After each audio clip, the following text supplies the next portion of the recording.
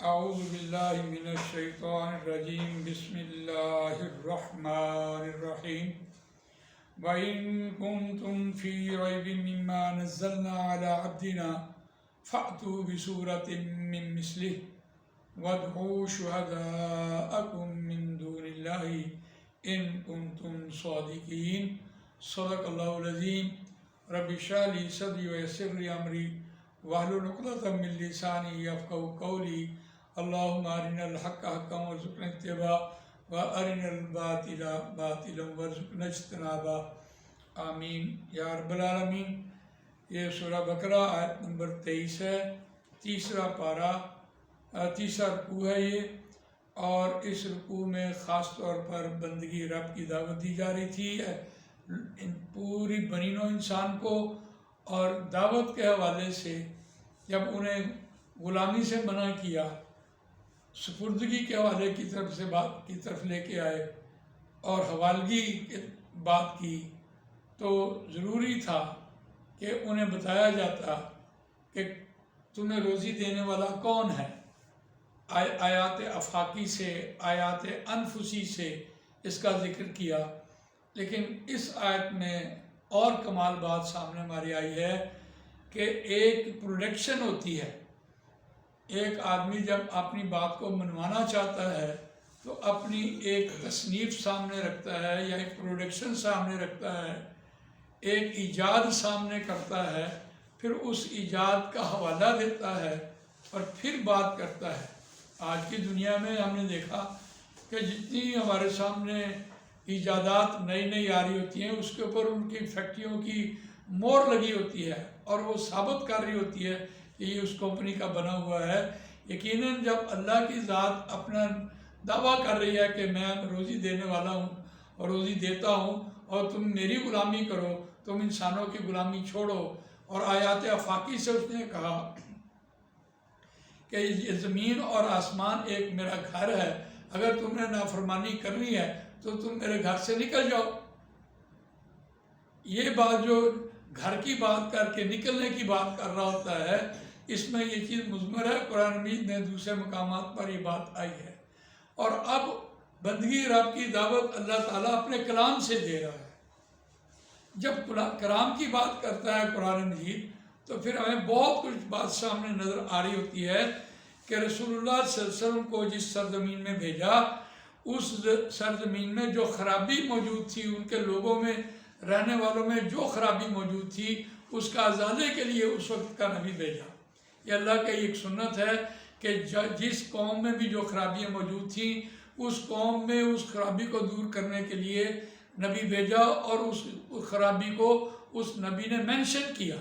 کہ تم میں یہ خرابیاں ہیں۔ آپ حضرت نوح علیہ السلام کی قوم دیکھیں، ان میں بت پرستی تھی، اس کا کما کیا۔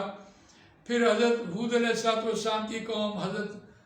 صالح علیہ السلام کی قوم، حضرت شعیب علیہ السلام کی قوم، حضرت لوط علیہ السلام کی قوم، ہر نبی نے اس امت میں، ان کی قوم میں جو خرابیاں موجود تھیں، ان کی نشاندہی کر کے تو اپنی اللہ کی توحید سامنے رکھی ہے، اللہ کی بات کو سامنے رکھا ہے۔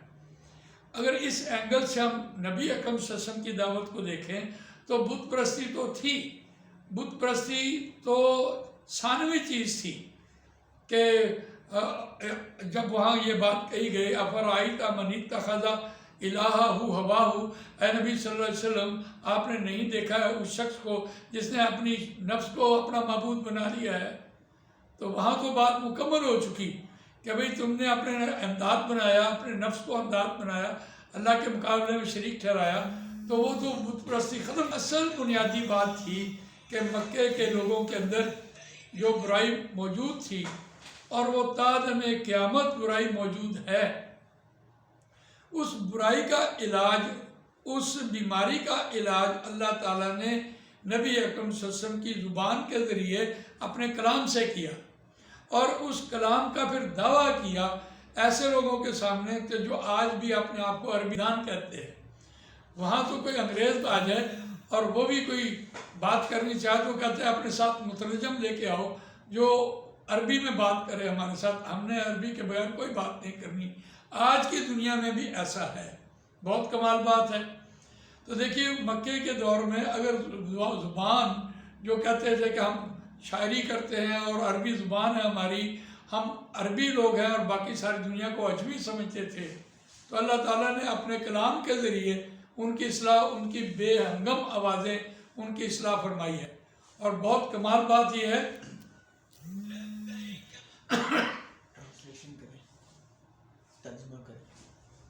وَإِن كُنتُمْ فِي رَيْبٍ مِّمَّا نَزَّلْنَا عَلَىٰ عَبْدِنَا فَأْتُوا بِسُورَةٍ مِّن مِّثْلِهِ، اور اگر تم ہو شک میں مما نزلنا جو ہم نے نازل کیا ہے،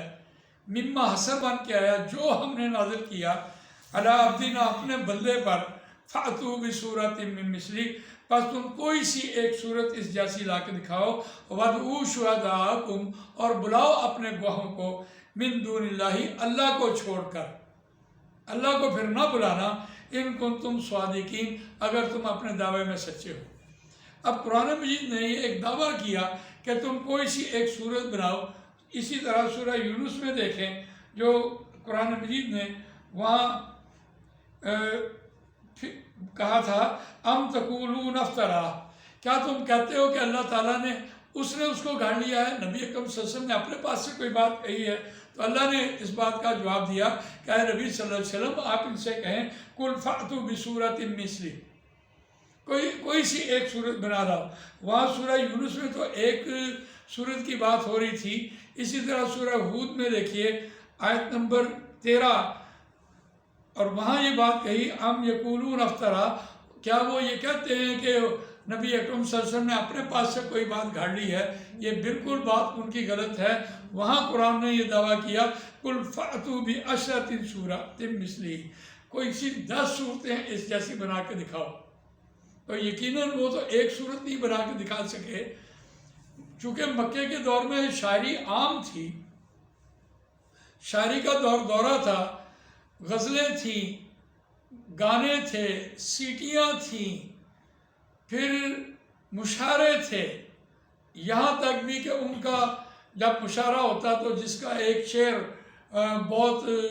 پائے کا شعر ہوتا اس کو پھر پورا ریئلٹی ملتی رہتی جب تک کہ دوسرا شعر اس کے مقابلے میں نہ آتا۔ تو اس کی تو ایک بڑی مثال ہے کہ ایک شاعر پائے کا شاعر تھا، اس کا شعر ہمیشہ مکے کے دروازے کے اوپر لٹکا رہتا، اسے ریئلٹی ملتی رہتی۔ جب قرآن نازل ہوا اِنَّا أَعْطَيْنَاكَ الْكَوْثَرَ فَصَلِّ لِرَبِّكَ وَانْحَرْ إِنَّ شَانِئَكَ هُوَ الْأَبْتَرُ، تو ایک صاحب نے یہ 3 آیات جو ہیں اس کی دہلیز میں ڈال دیں، اور پھر اسے کہا کہ اس کے ساتھ چوتھا مصرع ملاؤ، تو اس نے پڑھنے کے بعد چوتھا مصرع جو ملایا اس نے کہہ دیا، لکھ کے دیا ما ھذا قول البشر، یہ کوئی کسی بشر کا کلام نہیں ہے۔ اس میں دیکھیے قافیہ، ردیف، ہر اعتبار سے، لیکن جو میں سمجھتا ہوں وہ اگر آپ کے سامنے رکھوں، ہمارے اندر تادم قیامت یہ ایک بیماری ہے جو سر ہے اور راگ ہے اور خوش الحانی ہے۔ خوش الحانی کو تو میں اس کے درجے میں نہیں لیتا، لیکن میں یہ کہتا ہوں کہ جو ہماری قوالیاں ہیں اور جو اس میں گانے ہیں، اور آج کی نعوذ باللہ ایک جسارت کروں کہ آج کے ہمارے جو بچے نعتیں پڑھ رہے ہوتے ہیں سارے انڈیا کی طرزوں پر،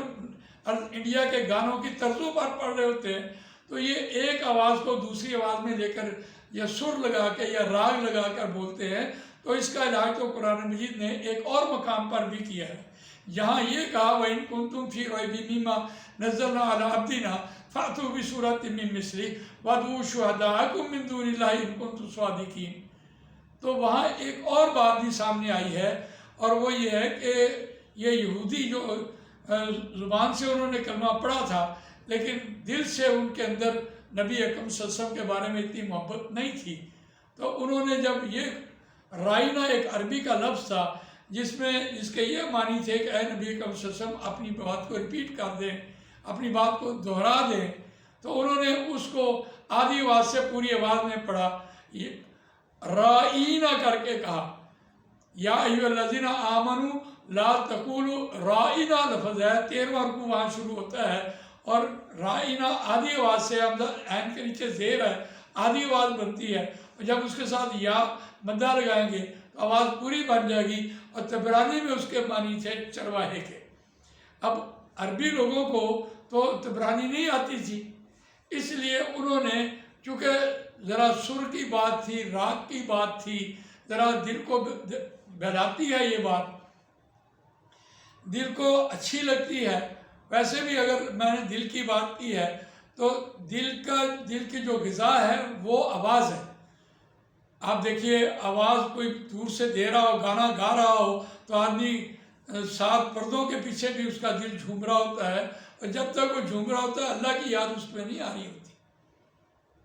تو یقیناً وہ دل کی غذا جو ہے وہ آواز ہے۔ تو مکے کے لوگوں نے بھی اس کی چونکہ مد بن رہی تھی، وہاں اس لفظ کو انہوں نے بگاڑا، یا ایھا الذین آمنوا لا تقولوا راعینا کر کے کہنا شروع کیا۔ اب یہ عرب لوگوں کو تو اس کے معنی نہیں پتا تھے، وہ تبرانی کا لفظ تھا، تو اللہ تعالیٰ نے وہاں نبی اکرم صلی اللہ علیہ وسلم کے ذریعے ان کی رہنمائی فرمائی ہے کہ یا ایھا الذین آمنوا، اے وہ لوگوں جو ایمان لائے ہو، اب تم رائنا کو چھوڑ دو، کیونکہ رائنا کو انہوں نے یا لگا کر آواز پوری کر کے راگ میں بولا ہے تاکہ اس کے معنی تبدیل ہو جائیں۔ تو اس لفظ کو چھوڑ دو، اب انظرنا کہنا شروع کرو، وانظرنا، اور ہماری طرف نظر کیجئے، اور واسمعوا، غور سے سنا کرو، وللکافرین عذاب علیم، اور پھر بھی انکار کرنے والوں کے لیے دردناک عذاب سنایا ہے۔ قرآن مجید کی بڑی دلیل ہے کہ اہل ایمان کو مخاطب کر کے عذاب علیم سنا دیا، یعنی منافقوں کے حوالے سے، منافقوں کے اوپر عذاب علیم آتا تھا۔ تو آج دیکھتے ہیں کہ قرآن مجید نے، ایک تو قرآن مجید اس زیر زبر پیش حرکات کی وجہ سے اور اعراب کی وجہ سے یہ محفوظ ہے۔ اِنَّا نَحْنُ نَزَّلْنَا الذِّکْرَ وَإِنَّا لَهُ لَحَافِظُونَ۔ یقیناً آپ زیر جو لے کے آ رہے ہوتے ہیں اس کے کوئی اور معنی ہوتے ہیں، زبر ہوتی ہے تو مفعولی حالت ہو رہی ہوتی ہے، اگر پیش ہوتی ہے تو اس کی اور فاعلی حالت ہوتی ہے، تو اس زیر زبر پیش سے تو قرآن محفوظ ہے۔ لیکن قرآن مجید کی بات کیا خوبصورت ہے کہ اس میں 5 آوازیں دی گئی ہیں۔ ایک جزم کی آواز تو اپنی آواز نہیں ہوتی، لیکن زبر کی آواز آدھی آواز ہوتی ہے، زبر کے ساتھ الف لگائے پوری آواز ہو جاتی ہے، پھر زبر کے ساتھ الف لگانے کے اوپر چھوٹی مد آتی ہے جسے آپ مد منفصل کہتے ہیں، اور پھر مد متصل آ رہی ہوتی ہے، 4 آوازیں تو یہ ہو جاتی ہیں، پھر 2 آوازیں لین کی ہوتی ہیں، زبر کے ساتھ بھاؤ آ جائے اور زبر کے ساتھ یا آ جائے تو لین کی آوازیں بن جاتی ہیں۔ یہ 5 آوازیں ہیں۔ آدھی آواز سے پوری آواز میں لفظ کو پڑھنے سے معنی بدل جاتے ہیں۔ مثال کے طور پر آپ کہتے ہیں لام زبر لا، آدھی آواز، اور لام زبر لا البتہ اور ضرور کے معنی دے رہا ہے، لام زبر الف لا یہ نہیں کے معنی دے رہا ہوتا ہے، لا اکراہ فی الدین، لا الہ الا اللہ، فلا رفث ولا فسوق ولا جدال فی الحج، یہ معنی دے رہا ہوتا ہے، لا نفی جنس ہے وہ۔ تو ایک آدھی آواز سے پوری آواز میں پڑھنے سے معنی بدل جاتے ہیں۔ اب یہ بتائیے کہ ان کے وہ جو سیٹیاں بجتی تھیں، راگ تھے، گانے تھے، سریں تھی، غزلیں تھیں اور مشاعرے تھے، وہ اس آواز کی ایڈجسٹمنٹ سے ان کو تو سمجھ آ گئی، جیسے یا ایھا الناس اعبدوا ربکم الذی خلقکم، اس میں ایک لفظ سے ان کی تربیت کی ہے کہ عبادت جو ہے وہ اللہ کی ہے، اللہ کے علاوہ کسی سے بندگی نہیں لی جا سکتی۔ ان کے غلامی کا سارا سسٹم ٹوٹ گیا، اور ادھر جب آوازوں کی بات آئی ہے تو ان کی آوازیں جب بے ہنگم آوازیں ایڈجسٹ ہوئی ہیں تو معنی ان کو تو پتہ تھی اس بات کے۔ آج ہم سروں میں بات کرتے رہیں، راگ لگا کر بات کرتے رہیں، ہم اپنی اذانوں میں ایک آدھی آواز کو یا پوری آواز کو 5 گنا آواز یا 6 گنا آواز تک لے کے جائیں تو ہم کیا اذان دے رہے ہوں گے؟ یقیناً یہ آوازیں جو ہیں اس کی وجہ سے بھی قرآن محفوظ ہے۔ تو قرآن مجید نے اپنی حفاظت کا ذمہ اِنَّا نَحْنُ نَزَّلْنَا الذِّکْرَ وَإِنَّا لَهُ لَحَافِظُونَ، اللہ نے اس کا حفاظت کا ذمہ لیا ہے۔ لیکن میں یہ سمجھتا ہوں کہ اگر ایک شیشہ بنانے والی فیکٹری ایک گلاس بناتی ہے یا جگ بناتی ہے تو بچہ اس جگ کے قریب آئے تو ماں تڑپتی ہے کہ یہ توڑ نہ دے۔ تو اسی طرح ایک شیشہ بنانے والی فیکٹری جو ہے وہ ایک جگ بنا کر ایک بچے کے ہاتھ میں دے دے اور یہ دعویٰ کرے کہ اس کو توڑ کے دکھائے، تو یقیناً بالکل یہی تمثیل ایک ایسی ہے کہ مکے کے لوگ عربی دان تھے اور اللہ نے اپنا کلام بھیج کے عربی دانوں سے اس کی تصدیق کروائی ہے۔ وَإِن كُنتُمْ فِي رَيْبٍ مِّمَّا نَزَّلْنَا عَلَىٰ عَبْدِنَا فَأْتُوا بِسُورَةٍ مِّن مِّثْلِهِ وَادْعُوا شُهَدَاءَكُمْ، اور اپنے گواہوں کو بلا لو، اپنے دوستوں کو بلا لو۔ اور دیکھیے جہاں من دون اللہ ہی ہے، اس بات کو سمجھیے، اللہ تعالیٰ من دون اللہ کے بارے میں بہت قرآن میں کی تفسیر ہے، بڑی خوبصورت ہے۔ اس کو میں ایک تمثیل سے آپ کے سامنے رکھوں کہ آپ کسی بزرگ کے پاس جاتے ہیں، زندہ بزرگ کے پاس ہی چلے جائیں آپ اور اسے کہیں کہ آپ میرے لیے دعا کریں، تو وہ کیا کرتا ہے؟ وہ ہاتھ اٹھاتا ہے اور اپنے رب سے یہ کہہ رہا ہوتا ہے، یا اللہ تو اس آدمی کی مشکل آسان کر دے، اس سائل کی آسانیاں پیدا کر دے، اس کی بیماری کو شفا دے دے، تو اللہ کو پکار رہا ہوتا ہے۔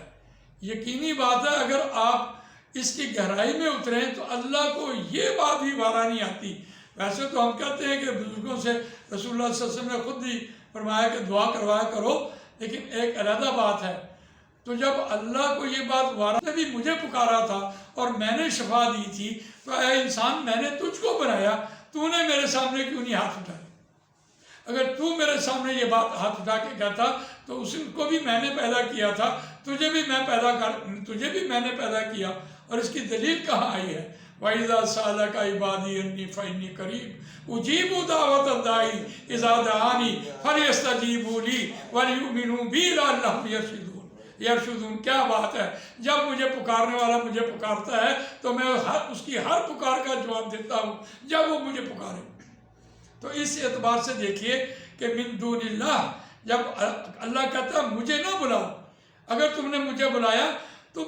میری عزت کی قسم کہ میں جب کوئی مجھے پکارتا ہے تو میں اس کا کام کر دیتا ہوں، اور تم مجھے نہ پھر پکارنا، جب تم مجھے پکارو گے تو میں اپنا کام تو تیری اپنی ربوبیت کے اعتبار سے اور تیری بندگی کے اعتبار سے کام کروں گا۔ تم مجھے علیحدہ کرو اور تم ان سب کو اپنے شہداء کو بلا لو، تاکہ اس کے مقابلے میں کوئی ایک کلام بنا کے دکھاؤ۔ اس کلام کی یہ عظمت قرآن مجید نے یہاں بیان کی ہے، اور اس کلام سے ان عربی دانوں سے اس بات کی تصدیق کروائی ہے کہ یہ کلام اللہ ہے، یہ اللہ کا کلام ہے، اور یہ تا دم قیامت اس کتاب کے ذریعے ہی، اور اس کا ایک سرا اللہ کے ہاتھ میں ہے اور ایک سرا ہمارے ہاتھ میں ہے۔ آپ دیکھیے جہاں یہ بات کہی جا رہی تھی،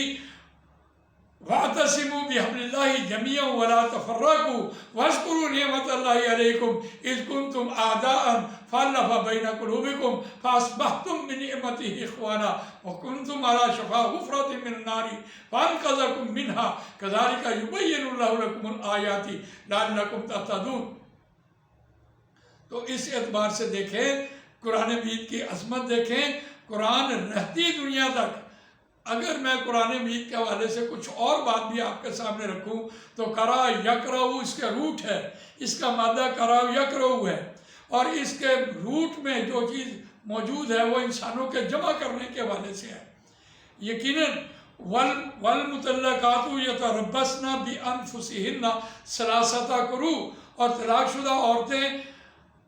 انتظار کریں 3 حیض تک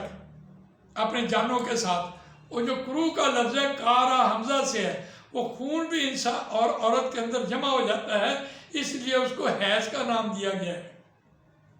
وَيَسْأَلُونَكَ عَنِ الْمَحِيضِ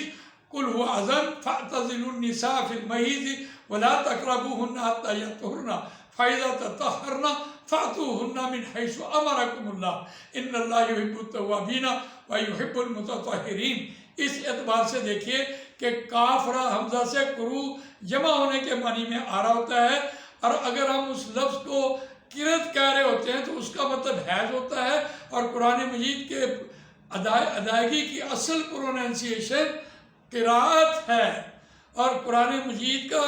جو خاصہ ہے وہ بھی جمع کرنا ہے، کیونکہ ایک کتاب میں بہت سے الفاظ کو قرآن مجید نے جمع کر دیا، اس لیے اس کا نام قرآن ہے۔ 1-2 گتوں کے درمیان ایسی کتاب جس میں الفاظ کا جمع ہونا ہے اس کو قرآن کہا گیا ہے۔ لیکن اس کی خاصیت میں ہم دیکھتے ہیں تو یقیناً یہ آج کی دنیا میں یا رہتی دنیا تک جتنے بھی گروہ اکٹھے ہوں گے، جماعتیں بنیں گی، وہ سب لوگ قرآن مجید کا نام لیں گے، قرآن کی وجہ سے لوگ اکٹھے ہوں گے، اور کوئی چاتر زبان، کوئی اپنا بڑا ہی گفتگو میں ماہر انسان اپنے مزاج کے اعتبار سے لوگوں کو اپنے پیچھے لگا لے گا، اور انسان کے اندر پھر وہ گروہ بندی ہوتی چلی جائے گی۔ قرآن مجید کی خاطر دنیا اکٹھی ہوگی اور لوگوں کے پیچھے لگ کر آدمی دور کا دور نکل جائے گا۔ قرآن مجید نے اس بات کو بھی ایک جگہ پر ذکر کیا ہے، وَمِنَ النَّاسِ مَن يَتَّخِذُ مِن دُونِ اللَّهِ أَندَادًا يُحِبُّونَهُمْ كَحُبِّ اللَّهِ وَالَّذِينَ آمَنُوا أَشَدُّ حُبًّا لِلَّهِ وَلَوْ يَرَى الَّذِينَ ظَلَمُوا إِذْ يَرَوْنَ الْعَذَابَ أَنَّ الْقُوَّةَ لِلَّهِ جَمِيعًا وَأَنَّ اللَّهَ شَدِيدُ الْعَذَابِ إِذْ تَبَرَّأَ الَّذِينَ اتُّبِعُوا مِنَ الَّذِينَ اتَّبَعُوا وَرَأَوُا الْعَذَابَ وَتَقَطَّعَتْ بِهِمُ الْأَسْبَابُ وَقَالَ الَّذِينَ اتَّبَعُوا لَوْ أَنَّ لَنَا كَرَّةً فَنَتَبَرَّأَ مِنْهُمْ كَمَا تَبَرَّأُوا مِنَّا كَذَلِكَ يُرِيهِمُ اللَّهُ أَعْمَالَهُمْ حَسَرَاتٍ عَلَيْهِمْ وَمَا هُمْ بِخَارِجِينَ مِنَ النَّارِ۔ بہرحال میں عرض کر رہا تھا کہ قرآن مجید کی عظمت جتنی بھی بیان کی جائے اتنی کم ہے۔ ایک سرا اللہ کے ہاتھ میں ہے اور ایک سرا انسانوں کے ہاتھ میں ہے۔ یقیناً ایک ایسی جماعت وَلْتَكُن مِّنكُمْ أُمَّةٌ يَدْعُونَ إِلَى الْخَيْرِ وَيَأْمُرُونَ بِالْمَعْرُوفِ وَيَنْهَوْنَ عَنِ الْمُنكَرِ وَأُولَٰئِكَ هُمُ الْمُفْلِحُونَ۔ وہی لوگ فلاح پانے والے ہیں۔ اور امت مسلمہ جس میں کلمہ پڑھا ہے لا الہ الا اللہ محمد رسول اللہ صلی اللہ علیہ وسلم، وہ اس کلمے کی بنیاد پر ایک جماعتی حیثیت ہے اس کی۔ بہرحال کلام اللہ ہماری کتاب ہے اور اس کتاب کا ذمہ اللہ نے لیا، اور یہاں اس کتاب کا واسطہ دے کر بندگی رب کے حوالے سے ترغیب دلائی ہے۔ اللہ تعالیٰ مجھے آپ کو قرآن مجید پڑھنے، سمجھنے، عمل کرنے، اس کو دوسروں تک پہنچانے کی توفیق عطا فرمائے۔